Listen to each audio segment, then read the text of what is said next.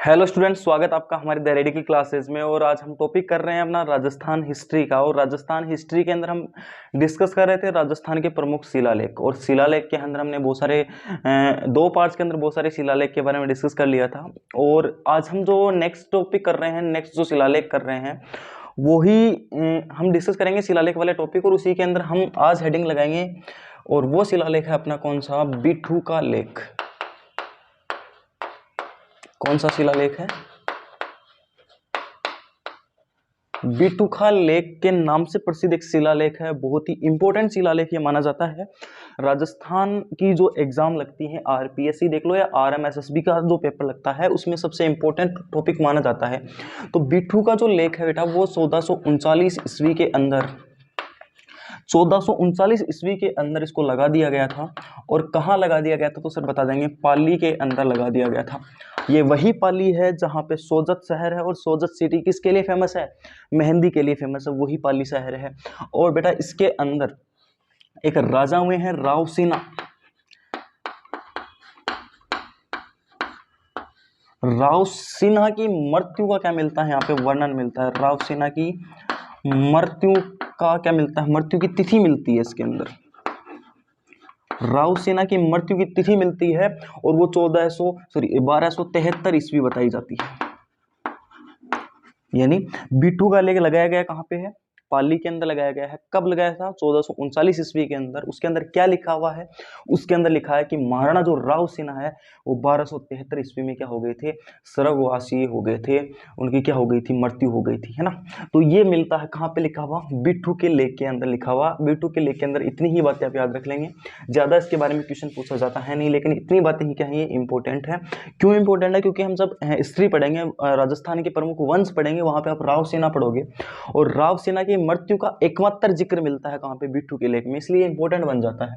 उसके बाद में नेक्स्ट हम पढ़ेंगे अपना कौन सा है, नेक्स्ट अपना जो शिलालेख है वो है आपका रणकपुर प्रशस्ति। नेक्स्ट शिलालेख कौन सा आपका?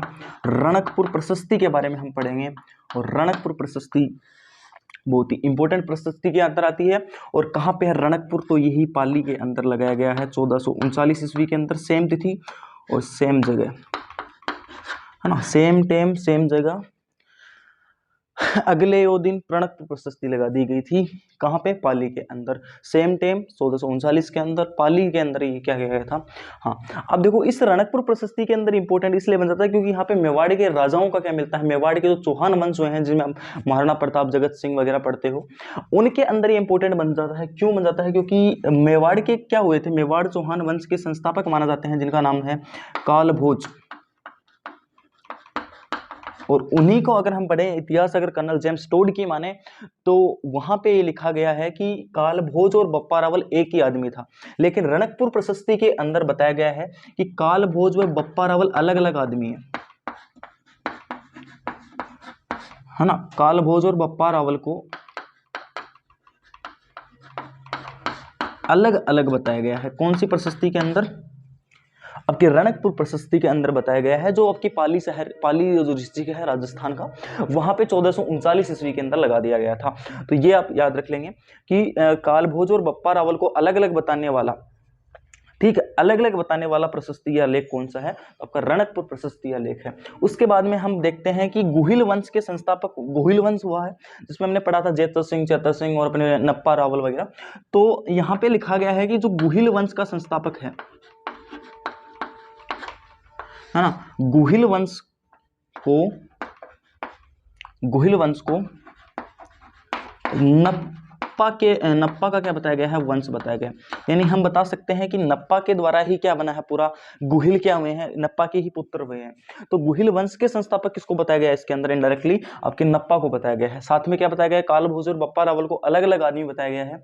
लेकिन जब बात करें कर्नल जेम्स टोड की इतिहास की, तो कर्नल जेम्स टोड ने बप्पा रावल और कालभोज को एक ही बताया है। एकमात्र ऐसी प्रशस्ति है रणकपुर प्रशस्ति जिसके अंदर नप्पा, आपके बप्पा रावल और कालभोज को अलग अलग आदमी बताया गया। ठीक है, उसके बाद में नेक्स्ट हम शिलालेख देखते हैं अपना कौन सा, नेक्स्ट हम देखते हैं कोमलगढ़ प्रशस्ति।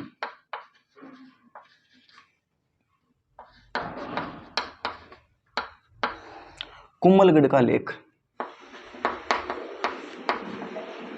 कुंभलगढ़ प्रशस्ति अलग है, कुंभलगढ़ लेक अलग है। तो कुंभलगढ़ लेक के बारे में अगर मैं बात करूं तो कुंभलगढ़ लेक है वो कहां पे लगाया गया है? राजसमंद के अंदर लगाया गया है। कौन से डिस्ट्रिक्ट के अंदर लगाया गया बेटा है? राजसमंद के अंदर लगाया गया है। कब लगाया गया सर? 1460 के अंदर। कुंभलगढ़ कब लगाया गया? 1460 के अंदर लगाया गया था। अब देखो कुंभलगढ़ जो लेक है ना, इसके अंदर उदयपुर की क्या बताए गए हैं? इसको अभी सॉरी, कुंभलगढ़ का लेक सबसे पहले कहां लगाया गया था? कहां पे लगाया गया? तो यहाँ पे एक मंदिर हुआ था जिसका नाम है कुंभ श्याम मंदिर। कौन सा मंदिर? कुंभ श्याम मंदिर नाम का एक मंदिर हुआ है, जिसको आपका किसके नाम से जाना जाता है? मामादेव के नाम के, मामादेव मंदिर के नाम से भी जाना जाता है।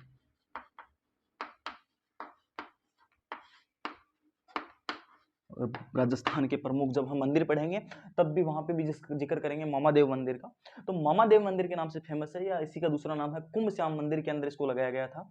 आप देखो फिलहाल के अंदर कहां पे है? फिलहाल के अंदर उदयपुर संग्रहालय के अंदर इसको रखा गया है। वर्तमान में कहां रखा गया है इसको? वर्तमान में उदयपुर संग्रहालय के अंदर रखा गया है। कहां पे रखा गया है? वर्तमान में उदयपुर संग्रहालय के अंदर इसको रखा गया है। कौन से लेक को? कुंभलगढ़ लेक को। चलो भाई आगे बात करते हैं। इसके जो रचयिता हैं, इसके जो लेखक हैं, इसके लेखक का वर्णन मिलता है, और इसके लेखक हैं वो है महेश। ज्यादा इंपॉर्टेंट नहीं है लेकिन फिर भी आप याद रख लेंगे कि जो ये है अपना कुंभलगढ़ लेक है, इसके जो लेखक है वो कौन हो गए? आपके महेश हो गए। तो इतनी बात याद रख लेंगे। सबसे पहले आप याद रखेंगे किसका वर्णन मिलता है, सॉरी, कुंभ श्याम मंदिर के अंदर इसको लगाया गया था 1460 के अंदर, राजसमंद के अंदर लगाया गया था। वर्तमान में उदयपुर संग्रहालय के अंदर इसको संग्रहित किया गया है, और इसके लेखक हैं वो महेश हैं। उसके बाद में हम बात करते हैं अगला अपना विराटनगर का लेख।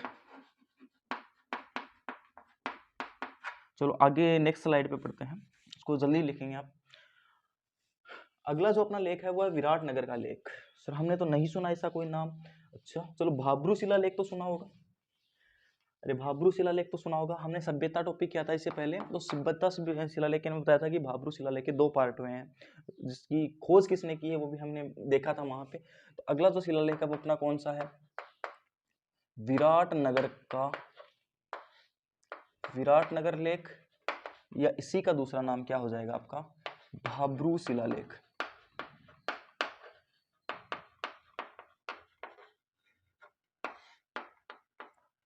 बहुत ही ज्यादा इंपॉर्टेंट शिलालेख है। कौन सा शिलालेख अपना? भाब्रू शिलालेख। देखो क्यों इंपॉर्टेंट है? क्योंकि किसके बारे में लिखा गया था ये? पहले सबसे पहले देखेंगे कहाँ पे, ये अपने जयपुर के अंदर है। बेराट जगह है, बेराट की सभ्यता, और वहां पे इस शिलालेख को, मतलब यहाँ इस शिला की खोज हुई है। तो जयपुर के अंदर इसको अवस्थित किया गया है। अब जयपुर के अंदर कहाँ पे अवस्थित किया गया है? तो यहाँ पे एक डूंगरी है, एक पहाड़ियां हैं। देखो जयपुर के अंदर क्या मिलेंगी? सारी जो पहाड़ियां, उनका किसके नाम से जाना जाता है? डूंगरी के नाम से। और फेमस डूंगरी जिसका नाम है बीजक डूंगरी, इसी का दूसरा नाम है भीम डूंगरी, इसी का दूसरा नाम है भोमली डूंगरी, इसी का दूसरा नाम है आपकी बीजक, भीम, भोमली, और आपकी बेराट की पहाड़ियां, बेराट डूंगरी बोलते हैं इसको। और इसी को बोलते हैं गणेश्वर की पहाड़ियां, गणेश डूंगरी। ठीक है, तो गणेश्वर की पहाड़ियों के अंदर इसको क्या किया गया है? लगाया गया था। कौन सी शिलालेख को? आपके विराटनगर शिलालेख को, जहां पे बीजक, भीम, भोमली या बेराट गणेश्वर की पहाड़ियों के नाम से जाना जाता है, वहां पे इसको लगाया गया था। जयपुर सिटी के अंदर ये है। और देखो आगे इसके अंदर क्या माना जाता है? इसके अंदर अशोक का वर्णन मिलता है, इसलिए अशोक का क्या बोलते हैं इसको? अशोक का महान शिलालेख बोलते हैं।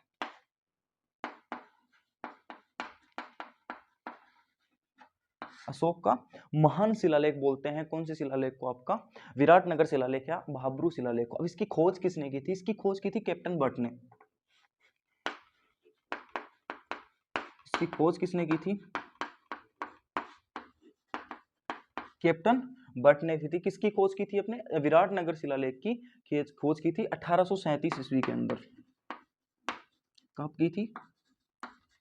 1837 ईस्वी के अंदर अपने विराटनगर से लेके भाब्रू शिलालेख की 2 पार्ट के अंदर शिलालेख के अंदर इसकी क्या हुई थी, खोज हुई। तो सबसे पहले भाब्रू की शिलालेख फर्स्ट की खोज की थी कैप्टन बट ने 1837 के अंदर। उसके बाद में इसके अंदर क्या मिलता है, अशोक के बहुत सारा वर्णन मिलता है अशोक का, इसलिए अशोक का क्या बोलते हैं, इसको महान शिलालेख बोलते हैं। साथ में अशोक ने इसके अंदर क्या कहा था, अशोक ने कहा था मैं बुद्ध धम्म व संघ में अटूट विश्वास रखता हूं।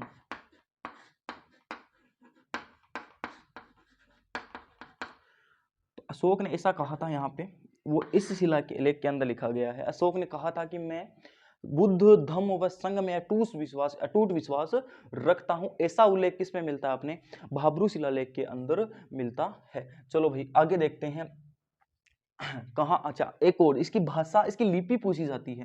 वैसे तो संस्कृत भाषा में है ये, इसकी जो लिपि है वो दोनों लिपियों में लिखा गया है। लिपि कौन सी होगी इसकी, ब्राह्मी व पाली लिपि के अंदर इसको लिखा गया। कौन सी लिपि के अंदर, ब्राह्मी और पाली लिपि के अंदर इस शिलालेख को लिखा गया है। चलो इतनी बात याद रख लेंगे आप, कौन से शिलालेख के बारे में, भाब्रू शिलालेख के अंदर लिख लेंगे। और इसी की देखो, इसी से रिलेटेड एक सभ्यता है, और इसी से रिलेटेड सभ्यता कौन सी है, आपकी बेराट की। तो यहाँ पे लिख देंगे बेराट की सभ्यता से ये रिलेटेड ये शिलालेख है। कौन सी सभ्यता से रिलेटेड है, बेराट की सभ्यता से आपकी ये, ठीक है। आगे हम देखते हैं नेक्स्ट शिलालेख, जिसका नाम है आपका आमेर का शिलालेख। कौन सा लेख, आमेर का शिलालेख। आमेर के शिलालेख की अगर मैं बात करूं तो आमेर कहाँ पे है, अरे आमेर वही जयपुर के अंदर है। और आमेर को क्या बोला जाता है, हाथियों का गांव। क्या बोला जाता है, राजस्थान का हाथियों का गांव बोला जाता है आमेर को। अगला अपना कौन सा, आमेर का लेख। आमेर का लेख कहाँ पे है, 1612 ईस्वी के अंदर लगाया गया था इसको। कहाँ पे लगाया गया था, जयपुर के अंदर। अब देखो जयपुर के अंदर जो शासक हुए हैं ना, जयपुर के अंदर शासक हुए हैं कछवा वंश। कौन सा वंश हुआ है, कछवा वंश हुआ है। और कछवा वंश 1612 के अंदर, यहाँ पे कौन था कछवा, अरे भाई यहाँ पे कछवा वंश के अंदर कौन कौन से इंपॉर्टेंट राजा पढ़ते हैं हम, सबसे पहले हम पढ़ते हैं कौन से, अपने मानसिंह के बारे में पढ़ते हैं, भगवंत दास के बारे में पढ़ते हैं। तो उन्हीं के बारे में इसको क्या बताया गया है, इस लेख के अंदर लिखा गया है। और क्या लिखा गया है, देखो इसके अंदर किसका वर्णन है, कछवा वंश को क्या बताया गया है, रघुवंशीय तिलक बताया गया है।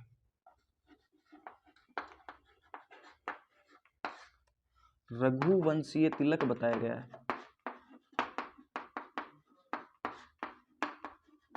कहने का मतलब, इस शिलालेख के अंदर जितने भी लिखे गए हैं, जितने भी बातें लिखी गई वो कछवा वंश के बारे में लिखी गई। और यहाँ पे रघुवंशीय मतलब राम के वंशज बताए गए हैं, किसको, कछवा वंश के राजा को बताए गए हैं। अब देखो कछवा वंश के राजा कौन कौन से हुए हैं, मानसिंह हुए हैं, भारमल हुए हैं, और अपने भगवान दास हुए हैं। तो इसके अंदर क्या मिलता है, किसका वर्णन मिलता है, सबसे पहले भारमल हुए हैं, उसके बाद में भगवान दास हुए हैं,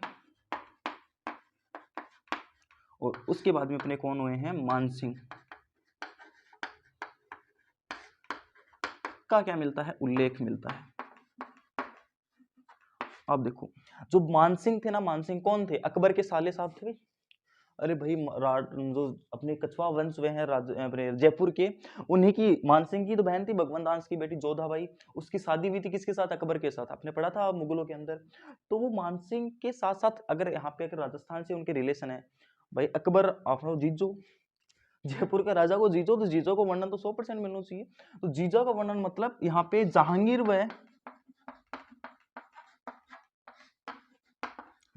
व अकबर के राज्य की दुहाई लिखी जाती है। दुहाई जानते हो, अरे भाई कौन राजा अपनी बहन का मतलब जो साम्राज्य उसको बड़ा होता नहीं देखना चाहता। तो वही बात है, यहाँ के जो राजा थे मानसिंह, उन्होंने लिखवाया। और यहाँ के जो जयपुर आमेर के जो क्या थे लोग थे, वो क्या मानते थे कि हमारा जीजा को क्या हुआ है, साम्राज्य बहुत ही ज्यादा हुआ है, हमारा जीजो फॉर्च्यूनर गाड़ी लेके घूमा अकबर, अगली फ्रंट सीट पर माली बाइडिन बिठा के। तो भाई बात है, अकबर के राज्य की और जहांगीर के राज्य की क्या मानते हैं, दुहाई मांगते हैं। ठीक है, तो ये किसके अंदर लिखा हुआ है? आमेर के लेख के अंदर लिखा हुआ है। इतनी बातें आप याद रख लेंगे किसके बारे में? आमेर के लेख के बारे में। जल्दी दोनों को नोट डाउन करेंगे, जयपुर के दोनों लेख हमने लिखवा लिए। ठीक है, चलो जल्दी लिखेंगे। अगला जो लेख है वो अपना कौन सा लेख है? श्रृंग ऋषि का लेख। सर ये कठिन आगा, ये कठिन आया। श्रृंग ऋषि कौन? हा के हा, बिल्कुल अभी जानते हैं कि श्रृंग ऋषि कौन थे, है ना? तावड़ा मत वो थे, ओले ओले करांगा सो क्यों काम। अगली जो हेडिंग लगाएंगे अपना कौन सा लेख लगाएंगे? श्रृंग ऋषि का लेख।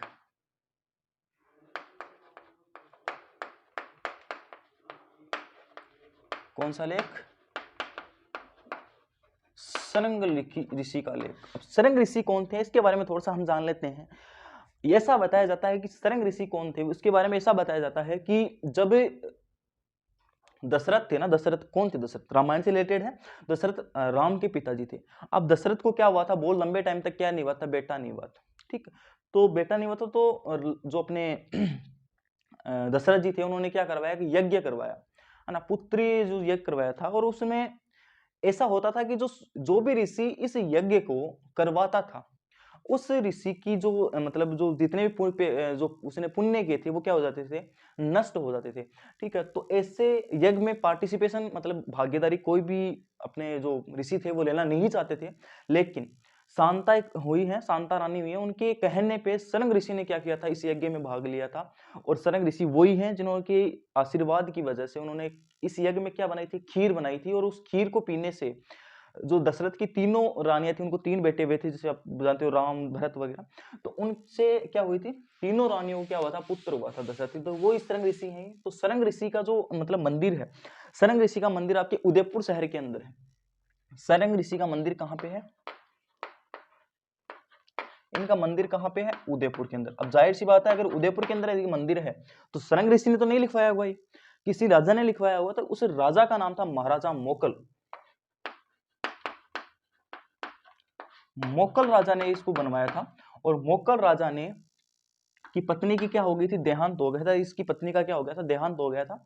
तो उसके देहांत के बाद में उनकी जो मुक्ति है, उनकी मुक्ति के लिए उन्होंने धार्मिक गुरुओं से मिलकर क्या करवाया था? इस एक यज्ञ करवाया था। और यज्ञ के बाद में इस लेख को जो अपने शरंग ऋषि के मंदिर है वहां पे इसको क्या करवाया था? लगवाया था। तो महाराजा मोकल ने अपनी पत्नी, अच्छा नी बड़ी आएगी ना, पत्नी के अंदर नी बड़ी आएगी, पत्नी गोरंबिका, गोरंबिका की मुक्ति के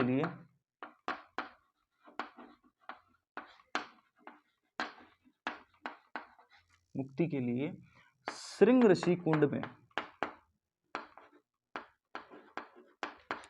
श्रृंग ऋषि के पवित्र कुंड पर इसका निर्माण करवाया था।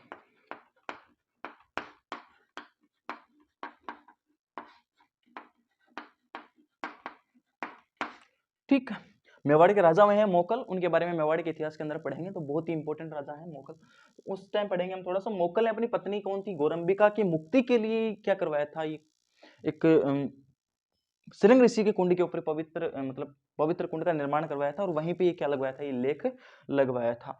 आगे हम देखते हैं तो इसके अंदर किसका मिलता है? किसका जिक्र मिलता है? भाई राजा मोकल का ही मिलेगा, सीधी सी बात है।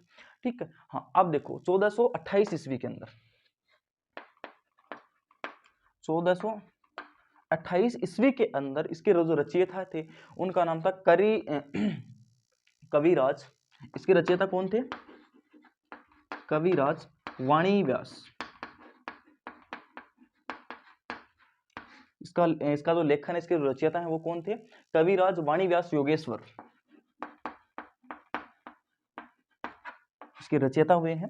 1428 ईस्वी के अंदर इसको कहाँ पे लगवा दिया गया था? शरंग ऋषि के पास में मंदिर है, उसका पवित्र जगह है, वहां पे कुंड बना हुआ है। उस कुंड के किनारे राजा मोकल ने अपनी पत्नी गोरंबिका की मुक्ति के लिए उसने क्या करवाया था? इस लेख को लिखवाया था वहां पे। चलो इतनी बात हमें समझ में आ गई कि उदयपुर सिटी के अंदर ये है। चलो आगे देखते हैं। अब देखो कवि जो राजा हुए हैं 3 हुए हैं, देखो हमीर, मोकल और जैतर सिंह, 3 वंशज हैं इसके। तो तीनों का क्या मिलता है? इसके अंदर वर्णन मिलता है, उपलब्धियों का वर्णन मिलता है। देखो कौन कौन से? हमीर, मोकल और जेतर सिंह। का क्या मिलता है, उल्लेख मिलता है। ठीक है, तीनों राजाओं का क्या मिलता है इसके अंदर, उल्लेख मिलता है। इतनी बात याद रख लेंगे किसके बारे में, आप अपनी ऋष्यशृंग ऋषि शिलालेख के बारे में। उसके बाद में अगले हम देखते हैं रायसिंग का लेख। कौन सा लेख देखते हैं अगला, रायसिंग का लेख। ठीक है, अगला कौन सा है, रायसिंह का लेख। सर रायसिंह का नाम सुना सुना लग रहा है, बिल्कुल सुना सुना लग रहा होगा आपको। बीकानेर के राजा हुए हैं रायसिंह, बीकानेर के बहुत ही फेमस राजा हुए हैं रायसिंह, और उन्हीं की उपलब्धियों के बारे में इसके बारे में बताया जाता है। तो रायसिंह ने बीकानेर के अंदर इसको लगवाया था।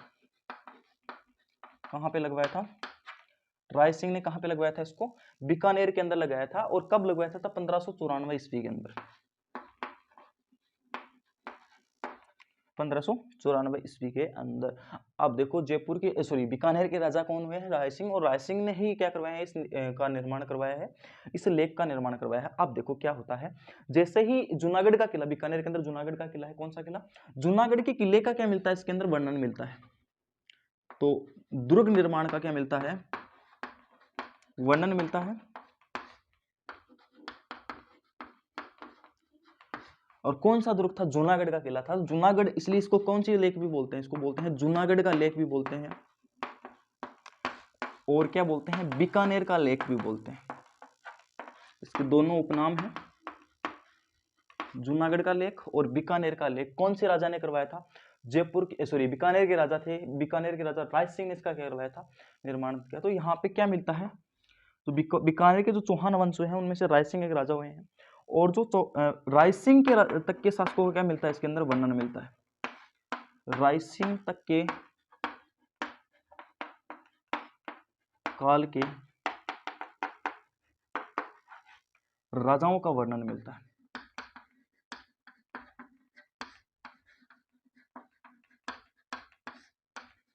कौन सी शिलालेख के अंदर, आपके रायसिंह के लेख के अंदर। और दुर्ग निर्माण का वर्णन मिलता है। तो दुर्ग निर्माण का कैसे, दुर्ग का वहां पे निर्माण हुआ, ठीक, कब उसका कंप्लीटली निर्माण हुआ, ये सारी चीजें किसके अंदर मिलती है, आपके रायसिंह के लेख के अंदर मिलती है, जो कहाँ पे लगाया गया है, बीकानेर के अंदर लगाया गया है, जिसको जूनागढ़ या बीकानेर का लेख के नाम से भी जाना जाता है। बीकानेर के राजा रायसिंह ने इसका क्या करवाया था, निर्माण करवाया था। इसलिए रायसिंह तक के राजाओं का क्या मिलता है इसके अंदर, वर्णन मिलता है। तो आज हमने इतने सारे लेख पढ़ लिए, ठीक है। हाँ, एक क्लास के लेख और बचे हैं, वो हम नेक्स्ट क्लास के अंदर कंप्लीट कर लेंगे। उसके बाद में हमें राजस्थान के शिलालेख कंप्लीट हो जाएंगे, और उसके बाद में हम नेक्स्ट एक क्लास और एक नया टॉपिक लेंगे राजस्थान हिस्ट्री का।